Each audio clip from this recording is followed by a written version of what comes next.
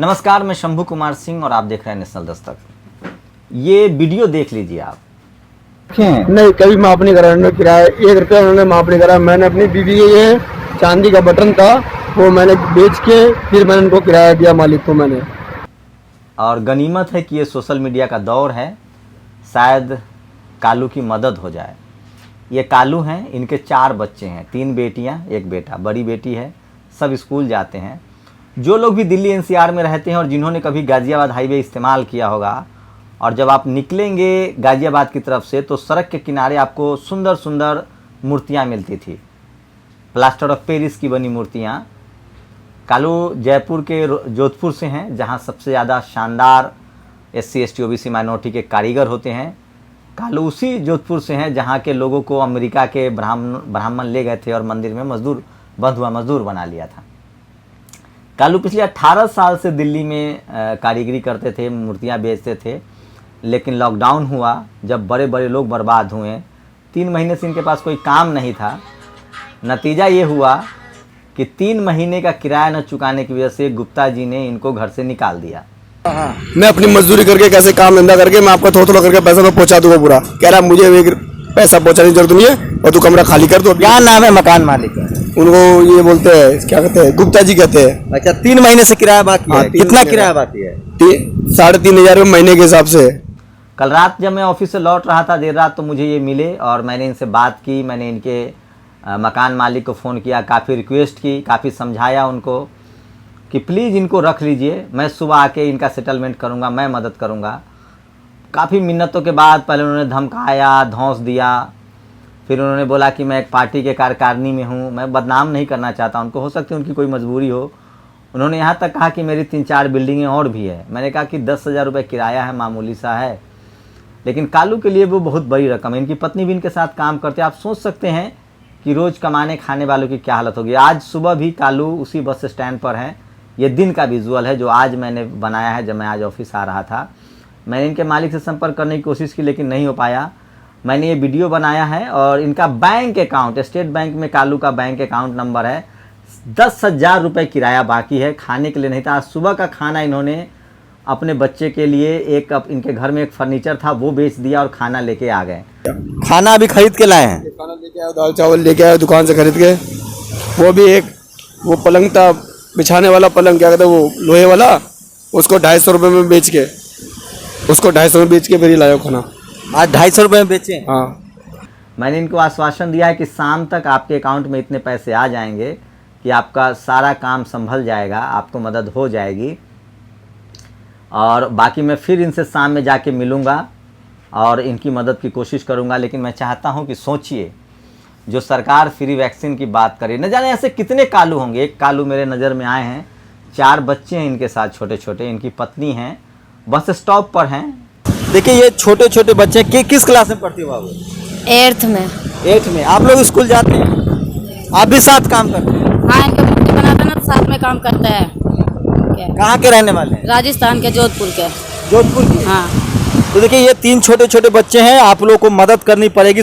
ये जब आप गाज़ियाबाद की तरफ से आएंगे, इंदिरापुरम की तरफ से आएंगे, तो लक्ष्मी नगर का जो इलाका है, वो जो हाईवे पर ही है, वो बस स्टॉप है।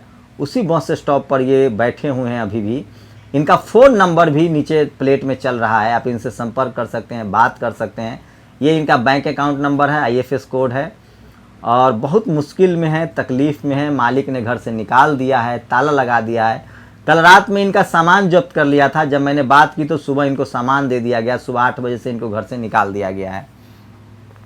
तो आप कल्पना कर सकते हैं कि देश की राजधानी दिल्ली में ये हालत है। अकेले ज़िंदगी इस देश में लाखों करोड़ों लोग रैन बसेरा में सड़कों पर गुजारते हैं, लेकिन जिसके साथ 4 बच्चा हो, उसकी पत्नी हो, वो बेचारा करे तो करे और कहाँ तो कहाँ जाए। हम लोग की नैतिक जिम्मेदारी है कि इनकी मदद करें। मैंने मदद का जिम्मा लिया है और आप लोगों से गुजारिश है कि बताइए क्या किया जाए। मैं ये खबर सिर्फ इसलिए नहीं बता रहा हूँ, मैं बार बार कह रहा हूँ कि जिस तरह से सोशल मीडिया ने लॉकडाउन में, कोरोना में लाखों लोगों की ज़िंदगी बचाई है, कालू की भी ज़िंदगी बचाई। और ऐसे जहाँ भी जो ज़रूरतमंद लोग दिखे उनकी मदद कीजिए। और मैं क्या कहूँ उस गुप्ता जी के बारे में, उनके बारे में परत दर परत चीज़ें बताऊँगा जितनी बातचीत हुई है मेरी उनसे। मैं फिर कह रहा हूँ कि अभी कालू को मदद की ज़रूरत है आपकी। एक बार ये बाइट सुन लीजिए उनकी, कालू की, कि किस तरह से उनको निकाल दिया गया है। लॉकडाउन की वजह से मेरा काम चला नहीं। मैंने बोला बाबूजी मैं थोड़ा थोड़ा करके आपको किराया में पहुंचा दूंगा, मैं कहाँ जाऊँगा, मैं इतना पुराना यहाँ का रहने वाला हूँ, मैं कहीं नहीं जाऊँगा, मैं आपका बिल है और जो मीटर का बिल बनता है और किराया बनता है मैं आपका 1 रुपये चुका दूंगा। कह रहा मुझे मुझसे कोई मतलब नहीं है, तो अभी कभी खाली कर। और हमारे खाने के बर्तन सारे उसके अंदर, मैंने बोला बाबूजी खाने के बर्तन मेरे अंदर रखे हुए वो तो निकालने दो, वो तक भी हमें निकालने नहीं दिया उन्होंने, नहीं निकालने दिया। मैंने पूरा दिन धूप के अंदर वहाँ लेके वहाँ पुल के नीचे जाके बैठा रहा मैं पूरे दिन।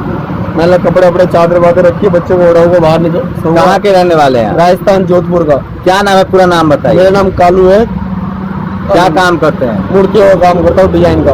ये भगवान की मूर्ति आप ही बनाते हैं? भगवान की मूर्तियाँ मैं ही बनाता हूँ बाबूजी, 100 फीट डिजाइन मूर्ति मैं बनाता हूँ यहाँ पे। देखिए इनके कितने बच्चे हैं? ये मेरे 3 लड़की 1 लड़का है। 3 लड़के और 1 लड़का है। देखिए इनकी वाइफ है, उनको रात में मकान मालिक घर खाली कर दिया। मैं उनसे 1 घंटे गुजारिश किया हूँ। तो सुना आपने, ये कालू हैं, इनके 4 छोटे छोटे बच्चे हैं। ये रात की तस्वीरें हैं, दिन की तस्वीरें ये दूसरे विंडो में आप देख रहे हैं। तो दोनों स्थिति आपके सामने हैं। इनकी प्लीज़ मदद कीजिए।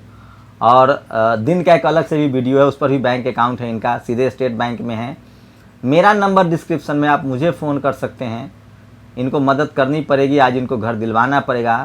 कोई अकेला हो तो बस स्टॉप पे रह जाए, ब्रिज के नीचे रह जाए, लेकिन 4 बच्चों को लेके, एक 15 साल से ज़्यादा, मैं अपने वीडियो एडिटर से रिक्वेस्ट करूँगा कि बच्चों का चेहरा ब्लर कर दे, सभी बच्चों का चेहरा बिल्कुल ब्लर कर दे, बच्चों के चेहरे न दिखें, क्योंकि ये ठीक नहीं है। नाबालिग बच्चे हैं।